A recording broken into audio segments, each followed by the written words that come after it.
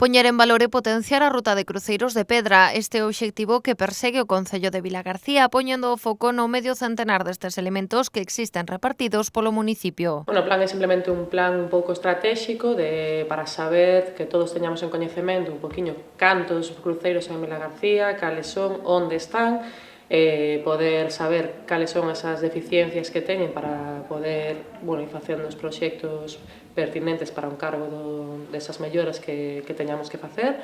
A iniciativa divídese en 4 fases con actuacións que van dende a elaboración dun estudo histórico para documentar os cruceiros ata a súa correcta sinalización, para recuperar os cruceiros e a súa posta en valor. Poñeres un cartel para que todo o mundo saiba a fecha e saiba cal é o cruceiro, un pouco a súa memoria histórica e facer unha pequena ruta de cruceiros que temos que darnos conta de que os cruceiros son moi típicos de Galicia, que realmente hai moita xente, moito turismo de historia, moito turismo que lle encanta ver tanto petroglifos, castros, cruceiros, piornos.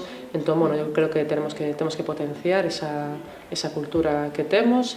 Nós temos cerca de uns 50. Con este obxectivo, o Goberno recorrerá unha liña de axudas da Axencia Galega de Turismo. Para levar adiante o seu proxecto precisan dun investimento de 17.000 euros. Agora mesmo veis unha subvención, a Xunta sei unha subvención para este tipo de traballos. O que se pretende agora é pedir unha subvención a Xunta de Galicia, pero sempre está claro que nos presupostos municipais, e tamén porque é algo que o BNG tamén nos insiste bastante para poder aprobar tamén esos presupostos, é unha posta a punto, digamos, de todo o noso patrimonio cultural. Rabella inclúe este proxecto nas medidas que se están a desenvolver para recuperar e conservar o patrimonio histórico, artístico e cultural do municipio, un obxectivo que tamén se perseguiu nas actuacións desenvolvidas nos petróglifos de Os Ballotes e o xacemento de Castro Alobre.